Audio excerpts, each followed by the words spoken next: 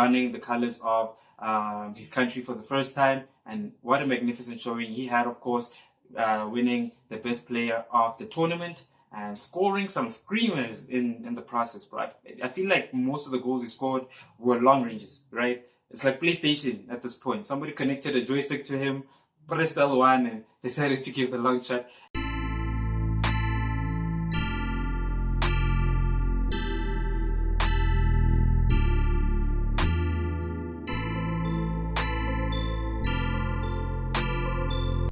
Hello everyone and welcome to today's episode of The Corner Flag. You are here with your favorite host, Deshane, and as you can see from the title, we are of course reacting to how Amajita qualified for the under-20 Afcon, and they've done an amazing job throughout this tournament of the under-20 Cosafa, of course, that was taking place in Mozambique. And let's get into it, man. Let's not waste too much time. I will say at the beginning of this tournament and after the team was announced, I was slightly nervous because the only player who seemed to have graduated from the under-17 and moved on to the under-20 was Amajita, right? A lot of the other players were missing. Some of them we can understand because they are our international players, such as Michael Dokunu, who became recently a first-team player. That is Vitesse team that's now playing in the Netherlands second division, of course, as well as Wayland Reineke, who also moved recently from Norwich to Copenhagen, if I'm not mistaken. So yeah, those are some of the players that we didn't see. There were also some local players that we also did not see, such as Wallace, who was a captain last time around. We also did not see Gabriel Amato, of course, who plays for Cape Town City, also been doing amazing things, but it was unfortunate not to see him there. And who else, man? Vikim Kawan also made quite an impression on me, you know, so I was actually a little bit disappointed when I didn't see him on the squad list. But yeah, Lee Eshin, he raised his hand in Makawanda's place and said, hey, I'm here as well and I can do the job, and do the job he did. Of course, ending off as the top goal scorer in the tournament, which is absolutely amazing for him. It was fantastic to see, as well as April, who was also his teammate, gave him a lot of assists. So it was also great to see him, who also made a great impression of himself again. We also saw Chandra Campbell, of course, donning the colors of his country for the first time. And what a magnificent showing he had, of course, winning the best player of the tournament and scoring some screamers in the process. But I feel like most of the goals he scored were long ranges, right? It's like PlayStation at this point. Somebody connected a joystick to him, pressed L1 and decided to give the long shot, and Chandra's been doing magnificent at those. Even at his club, at Club NXT out in Belgium, he's been scoring similar type of goals there as well. So it's great to see how he's been expanding, especially where I would say his position, yes, he plays primarily as a winger. He's also been played as a 10, the way he also wears the number 10. But it's also great to see how from outside the box he can definitely capitalize on those sort of opportunities. So yeah, it's great to see how he's been developing. Siama Ben as well didn't score too much in this tournament, of course, but he was absolutely magnificent. You can see you know, how he looks up to Mshishi and how he plays. Yes, he is still quite young, loses the ball a little bit too often, but he's one of those who, you know, as soon as he gets on the ball, it's absolutely dangerous, has the ability to eliminate 3, 4, 5 players sometimes in a row, has the ability to pick out a pass too, you know. Sometimes when he's in front of the post, there's a bit of improvement that's needed, but that's good. He's not, I think that's one of the things that for him he can also go back and work on, you know, his composure in front of the ball, in front of the post, of course. So yeah, great showing from Siama Ben as well, and also had a lot of assists throughout this tournament, so it was great to see him as well. I did mention Lee Eshin, of course, coming in from Kawana this time around and winning the top goal scorer, of course. We also have Patrick Auta. Oh my god, wow, what a magnificent player.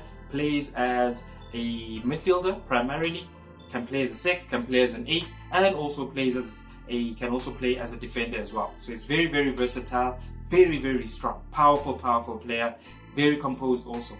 He just bulldozes everything in front of him. So it's really nice to have that type of player, especially when you have players like Wosiama Ben, who are always very elegant and finesse and graceful, you know. Sometimes you just need a bulldozer who just destroys everything in front of him, and that's exactly what Outata gives us. And it was a great tournament from him as well, captaining the boys to victory all throughout. And I think he played every game. He was one of those few players who played every single game, so it was great to see from Outata as well.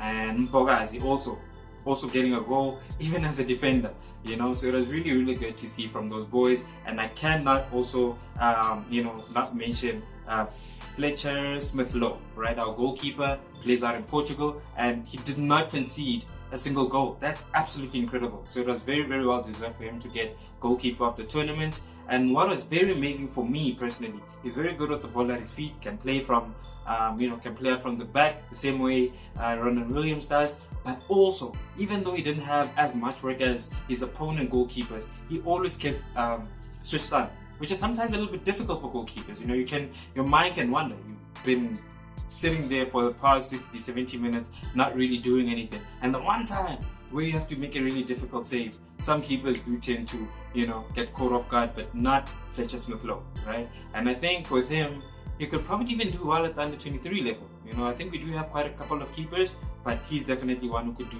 well at under-23 level. Same way as how we got Emil Witbooi, who's been playing for the under-17s, and we moved him up to the under-20s as well, just to see how he will play and give us just a few more options when it comes to our attacking midfielders. Of course, we had Chandre, we had Sia, Emil Witbooi as well provided that. Also, Willet Hagu also was there, so great performance from those boys as well.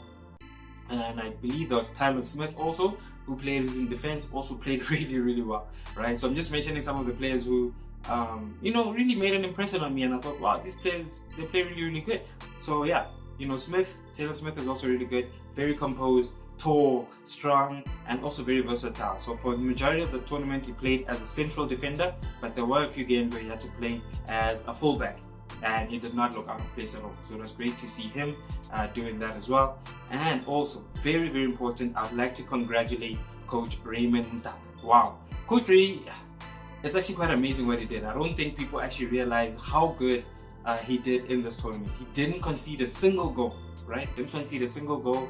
And also, as much as he has talent, because sometimes what happens is if you have a lot of talent on your team, some players some coaches just tend to put them together and hope for the best, right? We didn't necessarily see that from Coach Raymond Mtaka. He moved things around. He played around with the players, their positioning. Sometimes we played Wusia as a winger, sometimes as a number 10, played around with the formations as well. But it was always very clear to see that we had a specific style of play that we're playing towards, right? Shushan and piano, carpet football.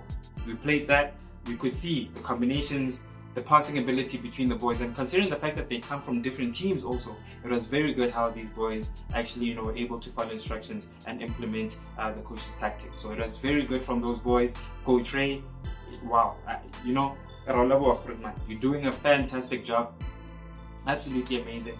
And when you even think about the fact that the team isn't even in its strongest form yet, we have so many players that are missing, so many overseas players that are missing. It was only Chandra and Fletcher who were here from our overseas contingent. So yeah, Coach Ray, very well done. We're looking forward to what he does at the under-20 Afcon, of course, where we will be playing against some even more tight competition. Probably we're expecting to see what Nigeria, Hanamo, Morocco, your countries up there, the stronger countries that are up there. We're going to be playing up against those, and it'll be interesting to see how these boys will be, will perform against stronger opposition, right? But we'll be looking forward to that, of course, and we will be covering that when that happens. But of course, until next time, we will of course see you in the next episode. If there are any players that you thought impressed you, please mention in the comments. I'd like to hear from you. Any players that you think should be considered for the squad. There's people like Lucas Jetton, of course. We haven't seen them yet, but they are, of course, available, and they're just available to play for the team. So we'd like to see more from those. Please mention them in the comments. As I said, don't forget to like, share, and subscribe to the video as well. Until next time, everyone, I'll see you, of course, in the next episode of The Corner Flag.